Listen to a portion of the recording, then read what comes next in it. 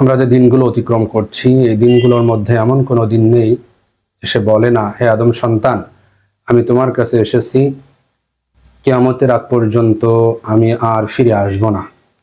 অর্থাৎ তুমি ঠিক করো তুমি এই দিনটাকে কিভাবে কাজে লাগাবে। এই দিন শেষ হয়ে যাওয়ার পর এটাকে সিল মেরে রাখা হয় এবং আল্লাহ সুবহানাহু ওয়া তাআলা কিয়ামতের ময়দানে এই সিলটা খুলবেন। কথাটা বলেছেন ইবনে আবিদ দুনিয়া রহমাতুল্লাহ আলাইহি। এবং সালাফদের মধ্যে অনেকেই অসংখ্য বাণী এই ভাবার্থে আলোচনা করেছেন। হাসান আল বসরি রহমাতুল্লাহ আলী বলেছেন যে এই দিন আমাদেরকে ডেকে বলে যে আমি তোমাদের কাছে মেহমান হিসেবে এসেছি, তোমরা হয় মেহমানের সাথে সদ্ব্যবহার করবে, না হলে দুর্ব্যবহার করবে।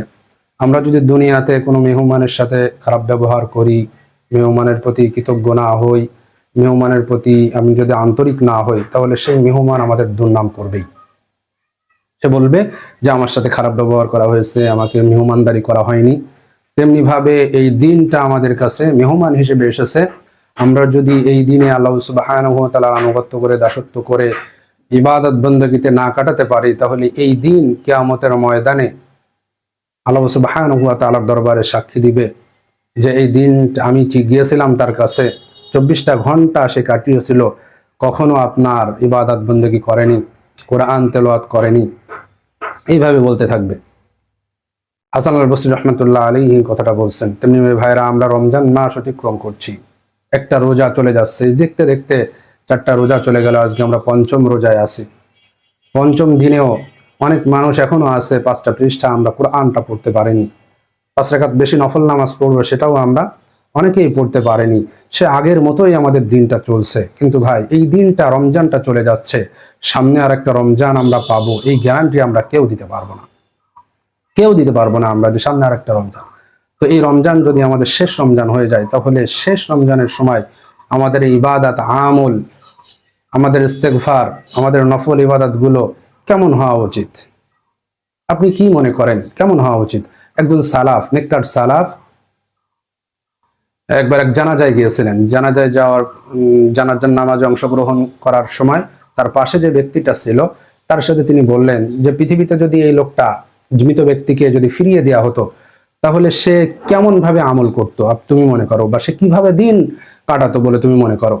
তখন পাশের লোকটা বলেছিল যে সে অবশ্যই ভালো আমলগুলো করত, ভালো আমলগুলো করার চেষ্টা করত। অত্যন্ত পক্ষে সে 2 রাকাত নামাজ পড়ে তারপরে আবার মৃত্যুবরণ করতে চাইতো, যে আমি মৃত্যুবরণ করার পূর্বে যেন 2 রাকাত নামাজ আমি পড়তে পারি, এই বিষয়টা সে চাইতো। এই জন্য ভাইরা আমার, সে সালাফ তখন বলেছিল যে মৃত ব্যক্তি কি আর কখনো ফিরে আসতে পারবে? বলছে না, এটা কখনো সম্ভব নয়। তখন বলছে আমরা তো জীবিত আছি, আমাদের উচিত ওই মৃত ব্যক্তি যে আকাঙ্ক্ষাটা করবে ফিরে আসলে, যে আকাঙ্ক্ষাটা করবে আমাকে সুযোগ দিলে আমি ভালো আমল করতাম, কোরআন পড়তাম, জিকির আজকার করতাম, সবকিছুই করতাম। আল্লাহ সুবহানাহু ওয়া তাআলা সূরাতুল মুমিনুনের মধ্যে বলছেন, হাত্তা ইযা জাআ আহাদাহুমুল মাউতু ক্বালা রাব্বিরজিউন, যে যখন একজন পাপাচার ব্যক্তি, পাপ করতে করতে করতে, মুজরিম ব্যক্তি পাপ করতে করতে করতে যখন তার মৃত্যু চলে আসে, তখন সে বলে, হাত্তা ইযা জাআ আহাদাহুমুল মাউত ক্বালা রাব্বিরজিউন, হে আমার রব, আমাকে দুনিয়ার একবার পাঠায় দাও, লাআল্লি আ'মালু সালিহা, আমি ভালো আমলগুলো করব, যে আমলগুলো আমি করতে পারিনি। আমি কোরআন তেলাওয়াত করব, আমি জিকির করব, আমার কাছে রমজান মাস আসলে আমি সিয়াম সাধনা করব, আমি তারাবির নামাজ পড়ব, আমি তোমার আমলে ইবাদতেই আমি কাটিয়ে দেব। তখন আল্লাহ সুবহানাহু ওয়া তাআলা বলেন, কাল্লা, কখনোই না। ফিমা তারাকতু কাল্লা ইন্নাহা কালিমাতুন হুয়া কাইলুহা, এটা তোমার কথার কথা মাত্র। তোমাকে আমি দুনিয়াতে একটা হায়াত দিয়েছিলাম, যে হায়াতটা 50 বছর, 60 বছর, 70 বছর, 80 বছর তোমাকে আমি হায়াত দিয়েছিলাম। এই হায়াতের জিন্দেগিতে তুমি কোরআনটা একটু পড়ে দেখোনি, কোরআনটা একটু পড়া শিখোনি। এই জিন্দেগিতে তুমি কত রমজান মাস পেয়েছো, কিন্তু তোমার জীবনের গুনাহগাতাগুলো মাফ করায় নিতে পারোনি। তুমি ভালো আমলগুলো করোনি। রমজান মাস এসেছে, তারপরেও তুমি রোজা রাখোনি, তুমি তারাবির নামাজ পড়োনি, তুমি ইফতার করোনি, তুমি সেহরি করোনি। তুমি আল্লাহ সুবহানাহু ওয়া তাআলার আনুগত্যে, দাসত্বে এসে নিজের জীবনের গুনাহগাতাগুলো মাফ করায় নিতে পারোনি। সময় চলে গিয়েছে, দিন আসছে, প্রত্যেকটা দিন আসছে, তুমি পাপাচার করেছিলে, তুমি অবাধ্যতায় ছিলে, তুমি আল্লাহ সুবহানাহু ওয়া তাআলার যে হুকুম আহকাম ছিল এগুলো ভ্রুক্ষেপ করোনি। তুমি এগুলো কথার কথা বলছো। তোমার সামনে এখন কিয়ামত অপেক্ষা করছে, বিচার দিবস অপেক্ষা করছে। ওই বিচার দিবসে তুমি যা করেছিলে, লা তুজলামুনা শাইআ, তোমার প্রতি জুলুম করা হবে না। ওয়া ইন কানা মিসকালা হাববাতিন মিন খারদালিন, তুমি যদি যাররা পরিমাণ কোনো ভালো আমল করো তাহলে তুমি সেটা দেখতে পাবে, জানলা পরিমাণ খারাপ আমল করলে সেটাও তুমি দেখতে পাবে। ভাইরা আমার, এই দিন আমাদের কাছে আসছে, এই সময়টা আমাদের গনিমত। আর রমজানের সময়টা আরো বেশি গুরুত্বপূর্ণ। রমজানের প্রতিটা মুহূর্ত আপনি কোরআন তেলাওয়াত, জিকির, আজগার, নফল ইবাদত, এতেই আপনি আত্মনিয়োগ থাকেন। যদি থাকতে পারেন তাহলেই আপনার কাছে রমজানটা উপভোগ্য রমজান হবে। এই রমজানটা আপনার কাছে মনে হবে না যে আজকে 5টা চলে গেল আর 25টা আছে, 25টা দিন চলে গেলেই তো শেষ, এরকম অনেকেই ভাবে। কিন্তু না, আপনি প্রতিটা মুহূর্ত, প্রতিটা সেকেন্ড আপনি এই রমজানটাকে গনিমত মনে করেন। যে রমজান মাসে আপনি একটা তসবিহ পড়ছেন, সুবহানাল্লাহ পড়ছেন, এর প্রতিদান আল্লাহ সুবহানাহু ওয়া তাআলা নিজ হাতে আপনাকে দেবেন। রমজান মাসে 2 রাকাত নফল নামাজ পড়ছেন, আল্লাহ সুবহানাহু ওয়া তাআলা কিয়ামতের ময়দানে আপনার নিজ হাতে এর প্রতিদান দেবেন। আপনি রোজা রমজান মাসের সিয়াম রাখছেন, এর প্রতিদান আল্লাহ সুবহানাহু ওয়া তাআলা নিজ হাতে আপনাকে দেবেন। আপনার কোরআন তেলাওয়াত, আপনার তারাবিহের নামাজটা আল্লাহ সুবহানাহু ওয়া তাআলা আপনার পূর্বের সমস্ত গুনাহ মাফ করে দেবে। এটা আপনি ভাবেন। যদি এইভাবে ভাবতে পারেন তাহলেই আপনি এই রমজানের প্রতিটা মুহূর্ত উপভোগ করতে পারবেন। আর যদি না, রমজানের রোজাটা আপনার কাছে মনে হয় না খেয়ে থাকা, আপনার কাছে যদি মনে হয় না এই তো ঈদ আসছে, যে হেলাই ফেলাই আপনি এই রমজান মাসটা করে দেন, তাহলে এর কোনো গুরুত্ব বহন করবে না। ভাইরা আমার, আল্লাহ সুবহানাহু ওয়া তাআলা সূরাতুন নাহলের 97 নম্বর আয়াতে বলছেন, মান আমিলা সালিহাম মিন যাকারিন আও উনসা ওয়া হুয়া মুমিন ফালানুহইয়ান্নাহু হায়াতান তাইয়্যিবা ওয়া লানাজজিয়ান্নাহুম আজরাহুম বিআহসানি মা কানু ইয়ামালুন। যে মুমিন ভালো আমলগুলো করবে, সে ইমানদার পুরুষ হোক এবং নারী হোক, ইমানদার পুরুষ এবং নারী যে ভালো আমলই করবে তার জন্য আল্লাহ সুবহানাহু ওয়া তাআলা বলেছেন যে তোমাদেরকে আমি একটা উত্তম জীবন দান করব, হায়াতান তাইয়্যিবা, পবিত্র জীবন আমাদেরকে আল্লাহ সুবহানাহু ওয়া তাআলা দান করার ওয়াদা করেছেন যদি আমরা আমলে সালেহ করতে পারি। এই আমলে সালেহ মাস চলছে, মৌসুম চলছে রমজান মাস। এই মাসে আমাদের আত্মা কুলসিত হয়ে যে আত্মা আমাদের শয়তান কুলসিত করে দিয়েছিল, নফস কুলসিত হয়ে গিয়েছিল, এই কুলসিত আত্মা শয়তানের কুমন্ত্রণা থেকে বেঁচে থাকার সবচেয়ে বড় মাধ্যম হচ্ছে এই রমজান।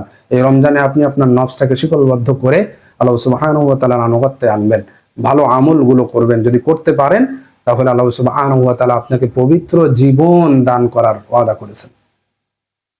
তারপর আল্লাহ সুবহানাহু ওয়া তাআলা বলেছেন, ওয়ালা নাজজিয়ান্নাহুম আজরাহুম বিআহসানি মা কানু ইয়ামালুন, এবং আল্লাহ সুবহানাহু ওয়া তাআলা এর প্রতিদান স্বরূপ তোমাদেরকে উত্তম প্রতিদান দিবেন কিয়ামতের ময়দানে। আজরাহুম বিআহসান, আজর দেবেন আহসান, উত্তম আজর আল্লাহ সুবহানাহু ওয়া তাআলা তোমাদেরকে দেবেন।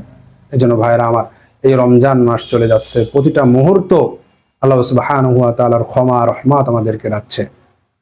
আপনি সালাফদের দিকে একটু তাকান, সালাফরা কিভাবে, আমাদের পূর্বসূরীরা, সাহাবায়ে কেরাম, তাবেঈরা কিভাবে রমজান মাসটা কিভাবে তারা গ্রহণ করেছিলেন। রমজানের প্রতিটা মুহূর্তেই তারা আল্লাহ সুবহানাহু ওয়া তাআলার জিকির, আজগার, নামাজের ভিতরে মগ্ন থাকতেন। রমজানে তারা সময়কে কাজে লাগাতেন। তারা প্রত্যেকটা সময়, সব সময় আল্লাহ সুবহানাহু ওয়া তাআলার আনুগত্যে থাকার চেষ্টা করতেন, কিন্তু রমজানে বেশি বেশি করে আল্লাহ সুবহানাহু ওয়া তাআলার আনুগত্য করার চেষ্টা করতেন। আল্লাহ সুবহানাহু ওয়া তাআলা যে ক্ষমার ঘোষণা আমাদেরকে দিলেন, উত্তম জীবনের, পবিত্র জীবনের ওয়াদা আমাদেরকে করলেন, এই জন্য আমাদের উচিত প্রত্যেকটা সময় আল্লাহ সুবহানাহু ওয়া তাআলার আনুগত্যে কাটানো। আল্লাহ সুবহানাহু ওয়া তাআলা যে কাজগুলো করলে রাজি খুশি হবে সেই কাজগুলো বেশি বেশি করা। আল্লাহ সুবহানাহু ওয়া তাআলার যে বিধিনিষেধগুলো আছে, হুকুম আহকামগুলো আছে, এগুলো মেনে চলা। যে কাজগুলো নিষেধ করেছেন সেই কাজগুলো থেকে বিরত থাকা, যে কাজগুলো করতে বলেছেন সেই কাজগুলো বেশি বেশি করে করা। যদি আমরা করতে পারি তাহলে আমরা আল্লাহ সুবহানাহু ওয়া তাআলার ভালোবাসা অর্জন করতে পারবো।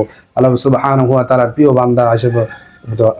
বান্দা হিসেবে আমরা আমাদের জীবনটা পরিচালনা করতে পারবো। এই জন্য ভাইরা আমার, এই প্রত্যেকটা সময়, প্রত্যেকটা দিন আমাদের কাছে আসছে, আর কখনো আমাদের কাছে ফিরে আসবে না। আর মৃত্যুর পরে আমরা আর ফিরে আসতে পারবো না। ভাই আমার, আপনি একটু আকল দিয়ে আকলটা একটু খাটান। আপনার তো এই বুদ্ধি দিয়ে আপনি কত কি করলেন, কত কি চিন্তা ভাবনা, কত রকম আবিষ্কার আপনি করলেন, কিন্তু আপনার এই বিবেক দিয়ে একটু খাটান তো। আপনি যখন মরে যাবেন, মরে যাওয়ার পরে আল্লাহ সুবহানাহু ওয়া তাআলার সামনে আপনি দণ্ডায়মান হবেন, তখন যদি আপনি বলেন যে হে আল্লাহ আমাকে আরেকবার ফিরিয়ে দেন, আল্লাহ সুবহানাহু ওয়া তাআলা আমাকে আরেকবার ফিরিয়ে দেন, আমি ভালো আমলগুলো করবো, এটা কি সম্ভব? সম্ভব হবে না। মৃত্যুর পরে আমলের আর কোনো জায়গা নেই। মৃত্যুর পূর্বেই আমাদেরকে মৃত্যুর পরবর্তী বিষয়ে আমল করে যেতে হবে। এই জন্য ভাইয়েরা আমাদের প্রত্যেকটা সময় যেন আল্লাহ সুবহানাহু ওয়া তাআলার আনুগত্যে, আল্লাহ সুবহানাহু ওয়া তাআলা যে আমলগুলো ভালোবাসেন সেই আমলগুলো বেশি বেশি করতে পারি। এই তৌফিক আমাদের দান করুক, আল্লাহুম্মা আমিন।